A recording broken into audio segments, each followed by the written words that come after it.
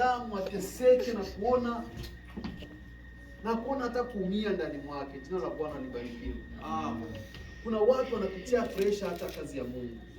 Wakati mwingine tunaona watu wanauma pressure ya kidunia. Jina la Bwana libarikiwe. Lakini leo watumishi wa Mungu wamekuwa na pressure, magonjwa ya pressure kutokana na kazi ya Mungu kuelemea. Kuna watu mpendwa ambao wanapitia mzigo wa kazi ya Mungu. Uwezo ukaelewa. Kuna watu mzigo wa Mungu umewaelemea, hauwezi ukajua na uwezo ukaelewa. Kuna watu wanateseka kwa ajili ya kazi ya Mungu. Kuna watu wakiona kazi ya Mungu inaenda vibaya wanaumia. Kuna watu wakiona mambo yaendi sawa kwa ajili ya kazi ya Mungu, moyo unavuja damu, moyo unakasirika. Jina la Bwana libarikiwe. Mtu anakuwa na ghadhabu ya hasira ya kazi ya Mungu. Ndivyo Zaburi anakwenda kutuambia Maria ya kwamba wivu wa kazi yako umenila. Wivu wa kazi yako umenila. Wivu wa kazi ya Mungu, kumbe unamkula mtu. Unaweza kumneza mtu. Inaweza kumsumbua mtu. Inaweza kumnyanyasa mtu na kumtesa katika maisha yake yote. Jina la Bwana libarikiwe. Amen. Jina la Bwana lipewe sifa. Amen. Wivu wa kazi ya Mungu. Jipime leo, una wivu na kazi ya Mungu? Je, ndani ya moyo wako una wivu na kazi ya Mungu? Ndani ya maisha yako usha kujiuliza, mimi fulani nina wivu ya kazi ya Mungu ambayo ninaitumikia? Wivu ninao wa kazi ya Mungu. Kwa nini unakuwa na wivu kwa ajili ya mume wako? Kwa nini unakuwa na wivu kwa ajili ya mke wako? Kwa nini unakuwa na wivu kwa ajili ya watoto wako? Kwa sababu unatambua wale ni watu wako na hutaki kuwapoteza. Hautaki uone kibaya kiwajongelee.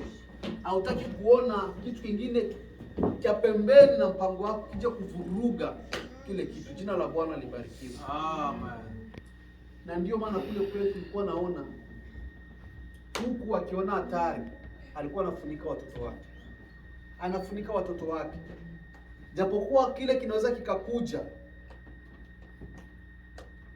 kuchukua watoto wake. Ndege inakuja kuchukua watoto wake. Alikuwa anajaribu kupigana. Hata ruka anatetea familia yake. Anaruka anapigana kwa ajili ya watoto wake wasinyang'anywe. Watoto wake wasibebwe. Ile ilikuwa ni wivu kwa ajili ya watoto wake. Hataki mtoto wake aende tofauti na jinsi yeye anavyotaka. Jina la Bwana libarikiwe.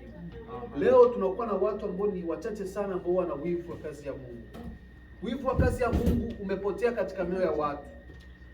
Shauku ya kazi ya Mungu imepotea katika nafsi ya watu.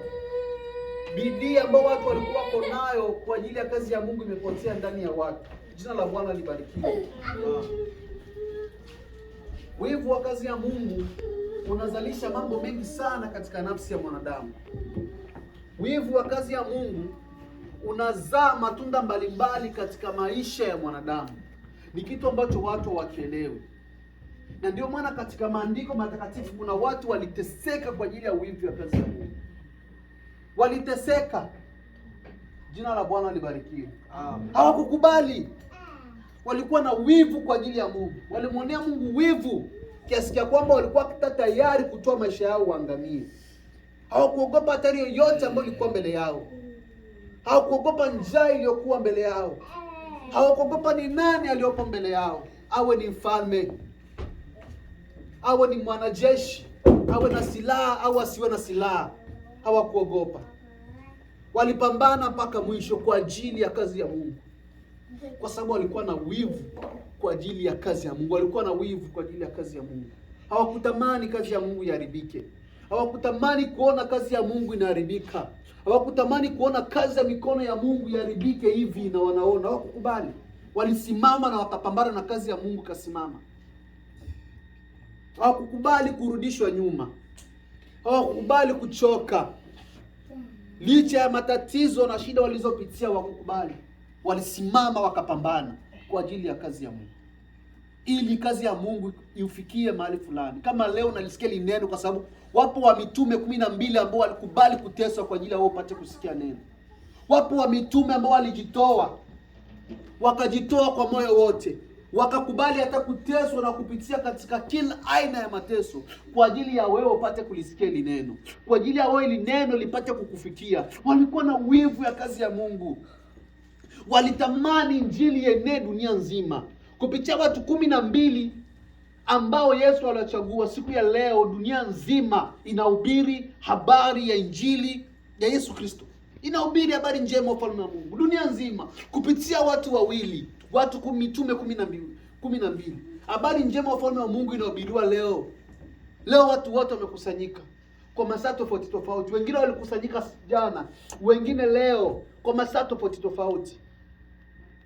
Wanahubiri tu ni hili injili. Kwa nini leo injili inahubiriwa? Kwa nini leo unalisikia injili? Kwa sababu wapo watu ambao walikuwa na wivu na kazi ya Mungu.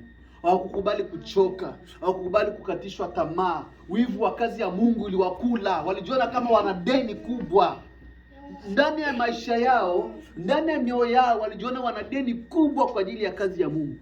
Kwa ilikuwa inawapa bidii na wivu kusema ya kwamba kila siku wapambane kwa ajili ya kazi ya Mungu.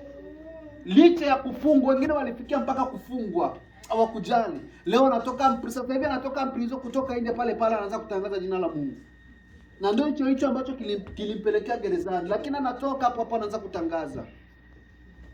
Kuna watu walitupiwa mpaka kwenye tanuru la moto kwa ajili ya jina la Mungu. Wivu ya kazi ya Mungu, wakasema hapana. Kwa nini tuabudu sanamu? Kwa nini tushuhudie sanamu? Kwa nini tushuhudie sanamu? Kisa kufa, ni heri tufe. Ni heri tufe kuliko kuabudu sanamu. Jina la Bwana libarikiwe. Wakatupwa katika tanuru la moto. Wakaingizwa moto, wakawekewa mara 7. Hawakuogopa kwa sababu eti mfalme amewatisha kwa kuongeza moto mara 7. Hawakuogopa. Wakasema Mungu ambaye tunamtumikia, ndio ilikuwa neno la mwisho la Meshaki, Shadraka na Abednego. Mungu ambaye tunamtumikia anaweza akatuokoa, na hata kama kutuokoa tujali.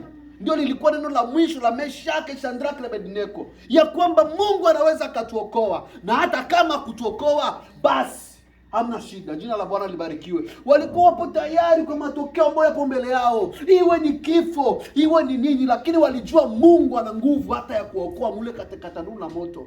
Walikuwa wanajua Mungu anazo nguvu. Lakini licha ya kifo kilichokuwa mbele yao, hawakuogopa, hawakurudi nyuma. Waliendelea na tanuru, wakatupwa katika tanuru. Jina la Bwana libarikiwe. Jina la Bwana lipewe sifa. Hiyo ndio wivu ya kazi ya Mungu. Licha ya nini kipo mbele yako, watu walisimama na wakapigana mpaka mwisho. Hawakujali eti ni kifo, hawakujali eti ni prizepo mbele yao. Walisimama. Danieli naye hivyo akatupwa katika shimo la simba. Jina la Bwana libarikiwe. Lakini hakujali, hakuogopa. Alitambua ni uwezo gani uliopo katika Mungu. Ni uwezo gani uliopo katika Mungu. Mwishowe akatoka. Wapo watu wengi, kuna watu waliteseka. Kuna watu ambao wakati ilipofika anaona manabii wote wamegeuka. Wameenda, amebaki yeye peke yake nabii. Akajitenda, akabaki analia. Anaona jinsi gani manabii ambao walisimama kwa ajili ya kazi ya Mungu wote wametoweka. Wote wameangushwa. Wote hawapo tena. Amebaki nabii peke yake. Anabaki analia, machozi yanamtoka kwa ajili ya kazi ya Mungu. Anabaki analia, anateseka. Kuna ni jinsi gani manabii ambao walisimama leo wamegeuka. Wamekuwa na wanabii wa Baali. Wameangamia, wamepotea njia. Jina la Bwana libarikiwe. Ifike mahali ndani ya moyo wako uwe na wivu ya kazi ya Mungu. Hata kuishi tu ni kuishi. Hata kukamata kazi ya Mungu kimizaa. Hata kukamata kazi ya Mungu kimasiara, hapana. Kamata kazi ya Mungu kwa wivu na kwa moyo wako wote. Hii ni kazi ya Mungu, inatakiwa iendelee na sio kuharibika. Hii ni kazi ya Mungu ambayo inatakiwa isimame.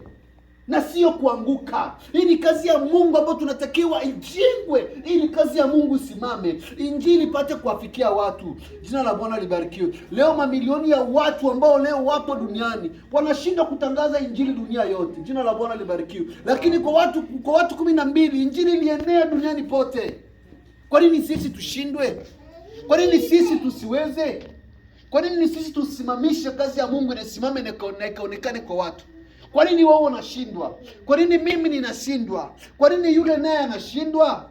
Jina la Bwana libarikiwe. Leo kanisa inakuwa tena haina kitu mbele za watu. Leo kuja kanisani inakamatiwa ni mzaa. Kuna watu damu zao zilimwangika ili wapokee injili. Kuna watu damu zao zilimwangika ili injili kufikie. Kuna watu waliteswa kwenye mapipa ambayo ni ya nani, walitumbukizwa wakakufa. Fikiria unachemshiwa mafuta ya moto uingizwe ndani kisa Mungu. Fikiria. Kuna watu walipasuliwa mara pili, wakakatwa mara pili, wakafa kwa ajili ya huduma kazi ya Mungu.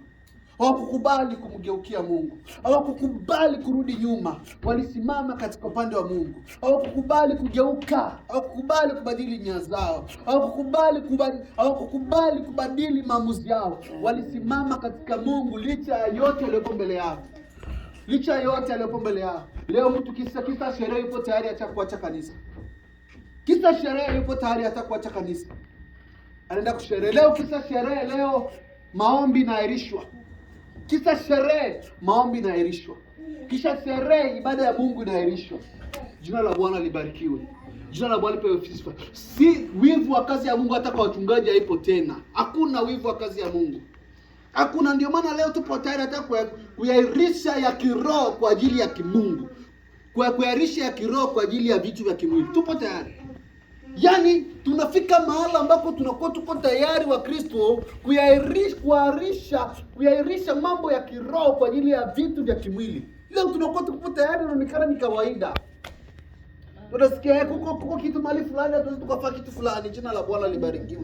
Jina la Bwana lipewe sifa. Ni Mungu aina gani ambaye tunamtumikia? Ni wivu wa kimungu upo wapi ndani ya mioyo yetu, ambao tunakuwa tupo tayari licha nini kipo mbele yetu. Tusimame na Mungu. Tusimame na Mungu aliyetuokoa. Tupo wapi leo? Tumeangamia, tumeanguka. Kuko konda mali fulani, unairisha kitu fulani. Jina la Bwana libarikiwe. Unairisha kazi ya kiroho kisha kazi ya kimwili havikuagi. Hata maandiko matakatifu kwa kitu hakipo. Hakuna mahali ambako waliairisha kitu cha kiroho kwa ajili ya kitu cha kimwili. Hakipo hata katika maandiko matakatifu ya Mungu. Lakini leo tunayaona, na ni kwa wachungaji ambao wanatuhubiri, wanasimama katika madhabahu. Anairisha kitu kwa ajili ya kitu cha kiroho kwa ajili ya kitu cha kimwili. Na hata katika maandiko matakatifu hakipo. Leo tunayaona na tunayaishi. Wivu wa kazi ya Mungu umepotea ndani ya mioyo ya watu. Kwa wachungaji, kwa waumini, wivu wa kazi ya Mungu umepotea. Amka mpendwa. Amka. Kuwa na wivu ya kazi ya Mungu. Kuwa na tamani kuona kazi ya Mungu inaendelea. Leo sisi tena ndio tunakuwa sababu ya mambo kutokuendelea ya Mungu. Bali ya kukuwa na wivu wa kutamani kazi ya Mungu iendelee. Kuwa na wivu ya kutamani kitu fulani kisonge mbele. Ufike mahala ambako useme kabisa hakika Mungu ni mwema. Ametuwezesha. Tumefika mahali hapa ni kwa mkono wake. Leo huyo mwanadamu ambaye anaweza kafanya kitu kusonga mbele, kiendelee na kionekane hata kwa watu. Na watu wabarikiwa na wagusi na wageuke, na anakuwa wa kwanza tena kuwa kile kitu. Leo anakuwa ni wa kwanza kugandamiza kile kitu. Anakuwa ni wa kwanza kuleta mizano ambayo sio na maana katika kile kitu. Ni wakati gani tutaendelea?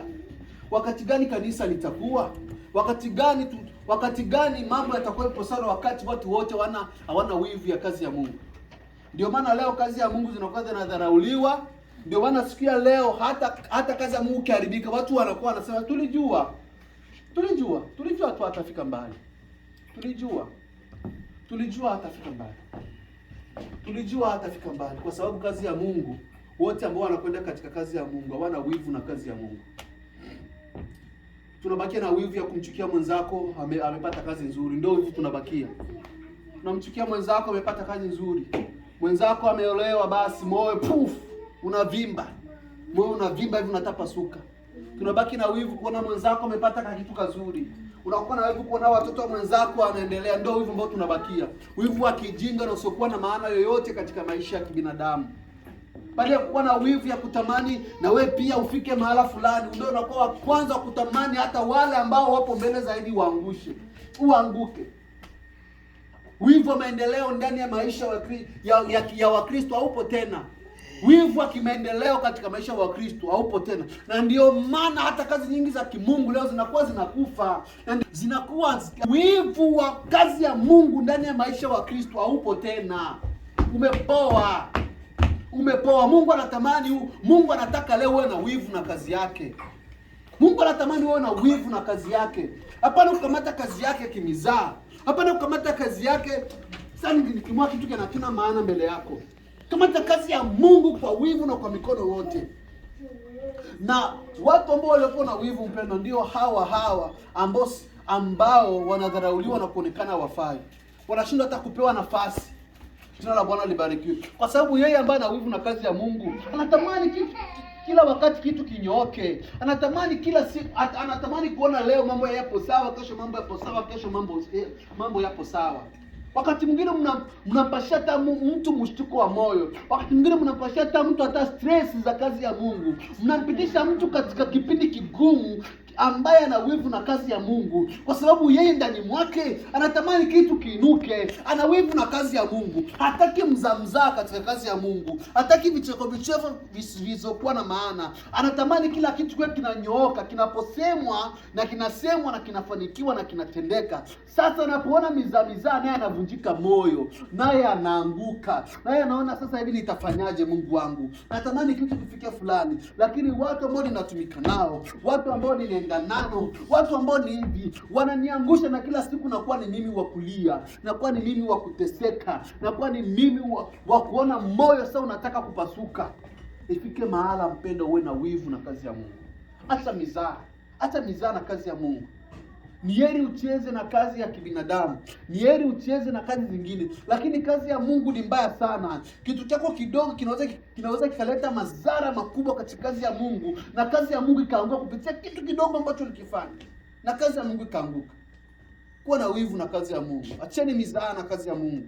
Mungu anatamani uwe na wivu na kazi yake. Jina la Bwana libarikiwe. Amen. Jina la Bwana lipewe sifa. Haleluya. Haleluya. Haleluya. Amen. Jina la Bwana libarikiwe. Amen. Hili ni neno ambalo nitamani nikuachie nalo siku ya leo. Uwe na wivu na kazi ya Mungu. Na wivu, kupitia wivu wa kazi ya Mungu utatufanya sisi tufanye kazi kwa pamoja na kwa moja na kwa nia moja.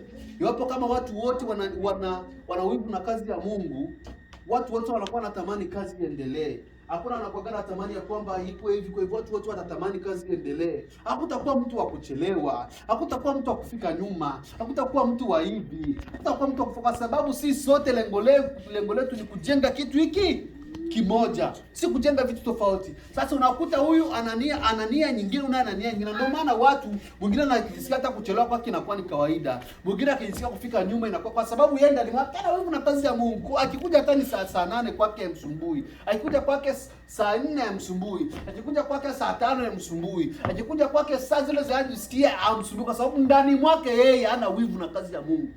Hana wivu.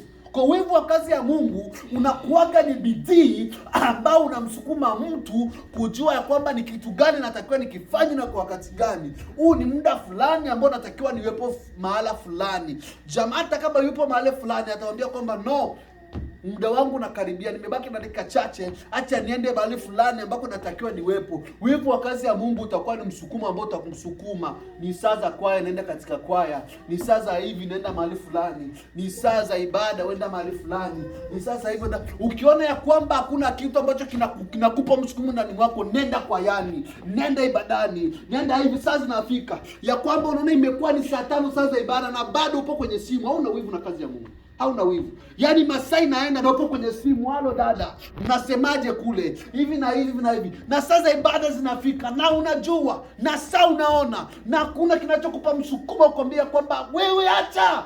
Bado sana. Bado sana. Na ndio kile ambacho wachungaji kila wakati wanatuambia kwamba ni heri tuwe wasafiri na si wasindikizaji. Kwa sababu tuakijikuta unawasindikiza wengine papa, jina la Bwana libarikiwe. Na hiki ni kitu ambacho ninakuambia, jina la Bwana libarikiwe. Kuna kitu ambacho nimeambiwa kuisingizia ya kwamba wanakwaya wengi watakosa mbingu. Wanakwaya wengi watakosa mbingu kwa sababu ya mizaa na kuimba kile ambacho wakiishi. Jina la Bwana libarikiwe. Ilikuwa ni juzi nilishtuka kwenye usingizi mimi mwenyewe nikaogopa.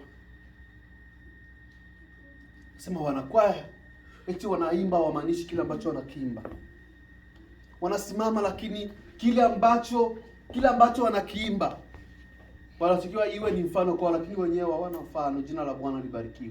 Amen. Jamani, tuwe na wivu na kazi ya Mungu. Kuwa na wivu na kazi ya Mungu. Vijana, tuweni na wivu na kazi ya Mungu. Acha mizaa. Acha ni mizaa. Miaka ambayo tunaishi mahali hapa, dada yetu aliishi ni miaka 25. Wewe ya kwako huijui. Kuwa na wivu na kazi ya Mungu. Jitahidi sana, tamani sana kumtumikia Mungu. Licha ni nini kiko mbele yako, tamani sana kumtumikia Mungu. Tamani sana kujumuika na wenzako. Tamani sana kufanya chochote kwa ajili ya kazi ya Mungu. Mpendwa, acha mizaa, haina maana yote ile. Huko kijana na miaka ya ukijana inapita mbio. Unajiona upo hivi, kesho yako haujui. Kesho yako ni Mungu ndo anaibeba. Kesho yako ni Mungu ndo anaibeba. Kesho yako haipo katika mikononi mwako, bali ipo katika mikono ya Mungu. Kwa hata kiburi, acha kujisikia.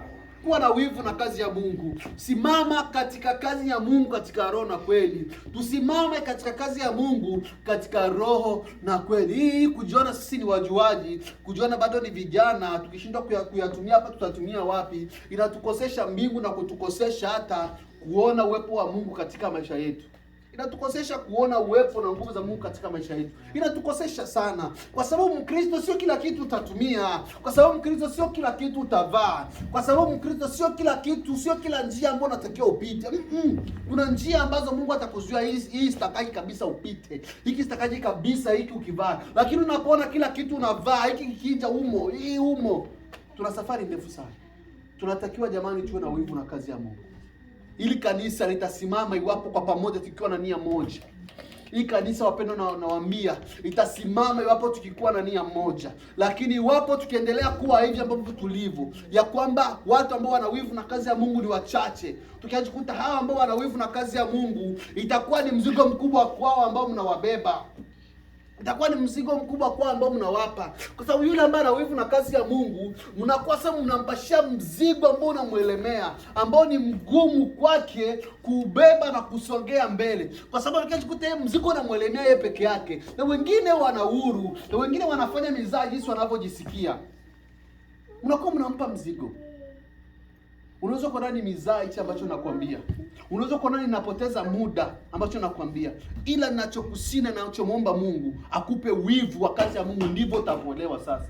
Ndivyo utamuona yule ambaye alikuwa anakusumbua kila wakati njoo kanisani, utamuona kumbe ilikuwa ni wivu ya kazi ya Mungu ilikuwa inamsumbua. Kumbe yule ambaye alikuwa anasema kila wakati ilikuwa ni kipindi cha kusema, kumbe ilikuwa ni wivu ya Mungu, wivu ya kazi ya Mungu ndio ilikuwa inamsumbua. Sema, kemea hiki, katala hiki. Kumbe ilikuwa ni kazi ya Mungu ndio ilikuwa inamsemesha na kumfanya onekane kama kichaa na kumfanya onekane kama ni chizi kwa kusema na kuongea kila wakati. Wapendwa, kuwa na wivu na kazi ya Mungu. Daudi alimtumikia Mungu na bado ni kijana sana. Kwa ajili ya wivu ya kazi ya Mungu, kwa ajili ya wivu jina la Mungu, Daudi alisimama, yeye mtoto mdogo, kusimama na kupigana na Goliati na watoto wake wote, kwa sababu hakukubali jina la Bwana majeshi litukanwe. Hakukubali jina la Mungu wa majeshi atukanwe. Hakukubali. Alisimama akasema no. Kwa upande wake lilikuwa ni jambo la ajabu sana kuona mtu anasimama kutukana jina la Mungu. Jina la Bwana libarikiwe. Akasema sasa umezidi. Umenikujia na hivi na hivi, mimi nakujia kwa jina la Yesu Kristo. Jina la Bwana libarikiwe. Nakujia na jina la Bwana majeshi. Daudi salimpiga Goliati. Wivu ya kazi ya Mungu jamani hata kama ni vita kiasi gani ambao wengine watashindwa, lakini kwa ajili na wivu na kazi ya Mungu unasimama, Mungu atakupitisha. Na ndio wale wote ambao walikuwa na wivu na kazi ya Mungu, hakuna ambaye aliangushwa, wote walisimama na wakashinda vita. Na ndio maana ndio kile ambacho kilionekana katika tanuru, kumeingia watu watatu, kumeonekana watu wanne. Mungu niko pamoja nanyi. Wa simba naye simba zikafungwa midomo.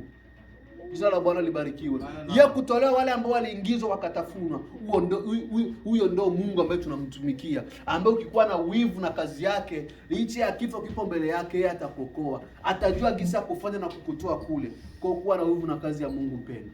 Acha mizaa. Njoo kanisani kwa wakati. Njoo ibadani kwa wakati. Njoo kwenye kwaya kwa wakati inapohitajika. Njoo tufanye kazi ya Mungu kwa pamoja. Natamani sana wiki hii tuingie wiki hii kwa nguvu. Tuingie wiki hii kwa kishindo. Tufanye kazi kwa moyo mmoja. Tufanye kazi kwa nia moja. Tufanye kazi kwa pamoja, tujumuike, tusaidizane. Jina la Bwana libarikiwe. Na iwapo kama tupo kimoja, hata iwe ni kurekodi, hata iwe ni nini, itafika mahala tutakuwa tuna kila kitu akieni. Kwa sababu ya nini? Source ya wivu ya kazi ya Mungu ipo kwa wachache, wengine wapo katika mizaa na kupoteza muda. Lakini kwa pamoja tukikuwa na wivu ya kazi ya Mungu, ya kwamba kikitu tutakifanya kwa umoja na kwa pamoja, tutakuwa nia yote hii, mawazo itakuwa ni hii, mpango itakuwa ni hii. Jina la Bwana libarikiwe. Na ndio maana utakuwa na wakati mwingine itakuwa tu ni matetano na marumbano kila wakati. Kwa sababu huyu anasema hivi, huyu anataka hiki, huyu anasema hiki. Jina la Bwana libarikiwe. Wivu wa kazi ya Mungu upo ndani. Kwa utafuta sana kuwa na wivu wa kazi ya Mungu. Wivu wa kazi ya Mungu upo. Sio wivu tu wa mapenzi, kumwonea wivu mpenzi wako na mwana simana fulani. Wivu wa mwana mwenzako na maendeleo unamwona hehehe. Hata wivu wa kazi ya Mungu upo. Na unafanya kazi. Na unakupa bidii na nguvu na ushujaa wa kusimama licha hata nini kipo mbele yako. Tusimame tuombe kwa dakika chache. Jina la Bwana libarikiwe.